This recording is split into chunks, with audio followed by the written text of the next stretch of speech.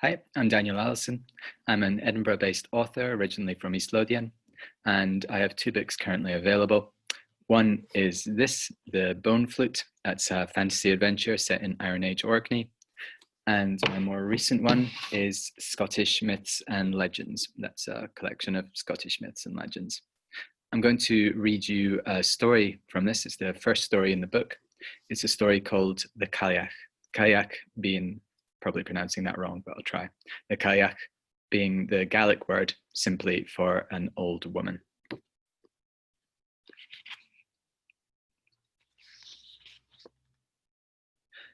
Darkness, silence, a time before time. In that time, the Cailleach came. She came from the north, from further north than north, atop a throne of storms. Blue-skinned and white-eyed, her breath so cold that it shattered stars, the Cailleach sought a new home. Beneath her, she spied a mass of rock. It had no shape, no peaks nor valleys, no trees nor rivers, no birds nor four-footed things. It had no gods. The rock called to her.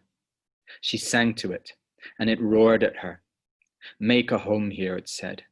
Sink your hands into me. Make me anew. The old woman of winter was pleased. She landed on the rocks, making the whole world shake.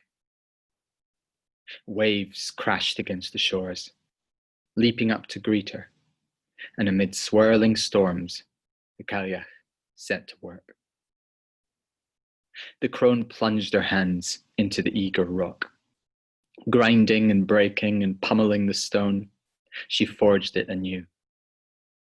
The Cailleach made mountains, armies of mountains, legions of mountains, a stone forest of bristling teeth, a galaxy of temples to snow, cold, and screaming wind.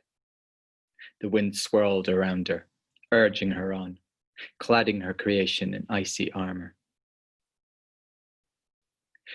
After time uncounted, the Cailleach looked about herself. She was nearly finished. All she needed was a seat from which to observe her home. With the last of her strength, she built a shoreside mountain that towered above all the others. Finally, she climbed atop it and lay down to sleep. The Cailleach was thirsty when she awoke. She climbed down from her seat and wandered among the mountains until she found one pregnant with pure water. With her bare hands, she cut a hole in its side. The Cailleach lifted out the stopper of stone she had made, set it aside, and put her mouth to the mountain, sucking at its nectar. The water enlivened her. She decided to go wandering and get a few things done. The Cailleach noticed that the white plaid she wore was dirty, so she walked out into the sea and washed it in the water. The water still whirls in that place, the Corryvreckan, sucking unwary sailors into the sea. When her plaid was clean, she lay it out over the mountains to dry. She still does this today. Her plaid appears to us as a mantle of snow upon the mountaintops. The Cailleach had recovered from her great labour. She roved her rocky home every day and drank from her mountain spring every night.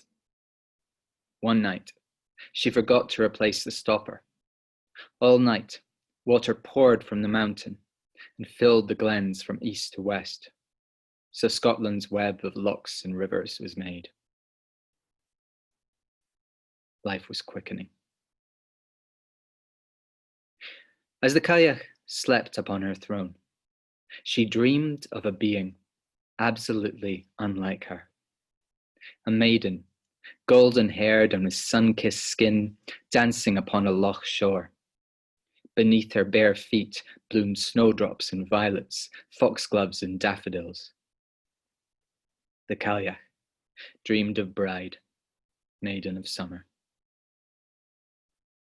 When the Cailleach awoke, she saw to her horror The green grass had broken the ice in the valleys. Summer birds were everywhere, singing in praise of Bride.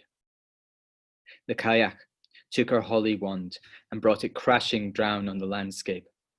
Ice shot outwards from it in every direction, cloaking the land in winter again. Yet still, the kayak dreamed of summer. When she next awoke, she felt her face. It was smoothing out. Her wrinkles were disappearing. Strands of gold shone in her hair. The kayak howled in fury. She screamed songs of winter, summoning storms from the far north that ground mountains into dust. Yet in her heart, Bride laughed and sang. This went on until one day the sun rose over the seat of the crone. It rose not on the kayak, but on Bride. So began the first day of spring. Bride danced down from the mountaintop, twirling and laughing. She danced from north to south and from east to west, life bursting into being all around her. Roaring stags raised their antlers to the sun. Bears fished for salmon by the silvery rivers. Butterflies and bees mirrored Bride in their shimmering wings. Life rejoiced in its rapturous unfolding. Then, in time, Bride's song slowed. It grew gentler. Gold glimmered in the fading forests. Bride surrendered to dreams of silence, sharp starlight, and brittle earth. On the last day of autumn, Bride fell asleep. On the first day of winter, she awoke as the kayak. She wore her white shroud of winter, yet summer slept in her heart. And that's the story of the kayak.